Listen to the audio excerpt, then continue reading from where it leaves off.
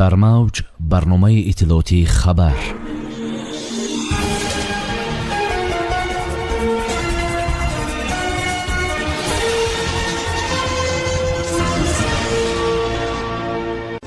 Тоҷикистон пешсафи иттиҳоди давлатҳои мустақил аз рӯи рушди саноат.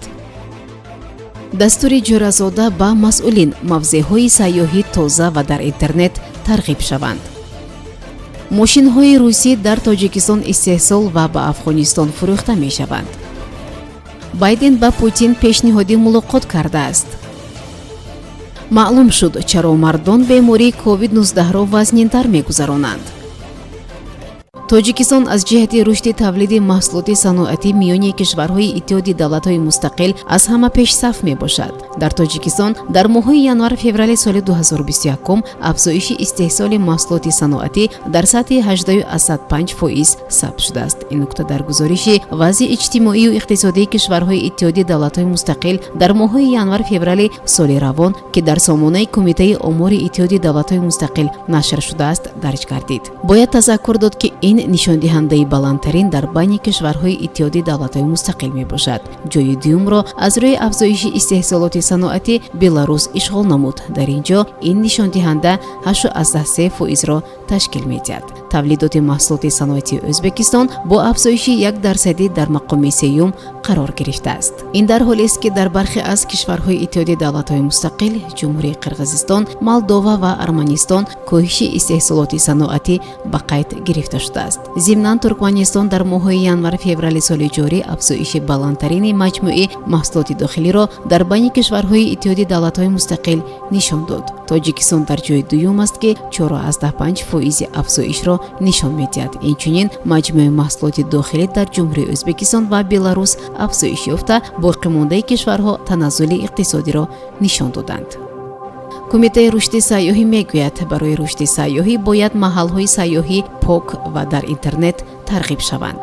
Дар шаҳри Душанбе аз фаъолияти 3 моҳи Кумитаи рушди сайёҳӣ назди ҳукумат натиҷагирӣ карда шуд. Дар ҷаласаи ҳайати мушовара раиси кумита Тоҷидин Ҷӯразода ширкат ва суханронӣ кард. ӯ ба масъулин барои рушди ин соҳа дастур дода гуфт, масъулини соҳаро дар маҳал зарур аст таҳлилҳоро сари вақт пешниҳод кунад ва хатсайрҳои сайёҳиро тарғиб намоянд. вазъи тозагии мавзеъҳои сайёҳӣ, тарғиби имконияти сайёҳии шаҳру ноҳияҳо тавассути шабакаҳои иҷтимоии интернетӣ, таъмини иҷрои супоришҳои дахлдори ҳукумати ҷумҳурӣ ва таҳияи босифати санадҳои меъёрию ҳуқуқӣ ба фаъолияти худ тақвият бахшанд, гуфт ӯ. ҳамчунин дар ин ҷаласа зикр шуд, ки соли равон Тоҷикистон мизбони чандин барномаҳои сатҳи баланди сайёҳӣ мегардад. ҳукумати кишвар ба рушди сайёҳӣ аҳамияти махсус зоҳир менамояд ва дар ин замина бо мақсади тавсеяи инфраструктури соҳаи сайёҳӣ, муаррифии имконият ва захираҳои сайёҳии мамлакат ба оламиён тадбирҳои зарурӣ ва саривақтӣ андешида мешаванд. лоиҳаи ифтитоҳи як корхона дар Тоҷикистон барои Русия яке аз умедбахштаринҳост. ҳамкорӣ дар соҳаи автомобилсозӣ яке аз самтҳои умедбахш аст, гуфт Евгений Коренков, намояндаи тиҷоратии Русия дар ҷумҳурӣ дар мусоҳиба бо Спутник Тоҷикистон. ба изҳори ӯ, Тоҷикистон ва Русия дар роҳи таъсиси як корхонаи муштарак барои васл кардани устохонаҳои сайёри таъмир кор мекунанд. ин корхона дар қаламрави минтақаи озоди иқтисодии 5 ҷойгир хоҳад шуд. Коренков гуфт, ки корхона устохонаҳои сайёри таъмири обу корез ва электротехника бунёд мекунад. ҳама мошинҳо дар заминаи газ, КамАЗ, Урал ва хайра ҷамъ оварда мешаванд. Евгений Коренков ҳамчунин гуфт, ки мошинҳои Русия на танҳо бозори Тоҷикистонро пур мекунанд, балки ба Афғонистон низ интиқол дода мешаванд. Президенти Амрико Ҷо Байден ва президенти Федератсияи Русия Владимир Путин гуфтугӯи телефонӣ доир карданд, хабар медиҳад Кохи Сафед. Дар ҷараёни суҳбат Байден ба Путин пешниҳоди дидору мулоқот кардааст. Бо пешниҳоди президенти Амрико мулоқот метавонад моҳҳои наздик дар кишвари сеюм баргузор шавад. мавзӯи асосии мулоқоти пешниҳодшуда метавонад муҳокимаи маҷмӯи масъалаҳои рӯзномаи дуҷонибаи байни Русия ва Амрико бошад. Дар ҷараёни муколама роҳбарони Русия ва Амрико суботи стратегӣ, назорати силоҳ ва ҳамлаҳои кибериро баррасӣ карданд. Байден инчунин аз шиддат гирифтани вазъ дар марзҳои Русия ва Украина изҳори нигаронӣ кардааст. доктори илмҳои тиб Одил Ғайбулло дар бораи гирифтории занону мардон ба COVID-19 нақл кард. дар мусоҳиба ба радиои Спутник Озарбойҷон ӯ қайд кард ки омилҳои гуногун ба ҷараёни беморӣ таъсир мерасонанд.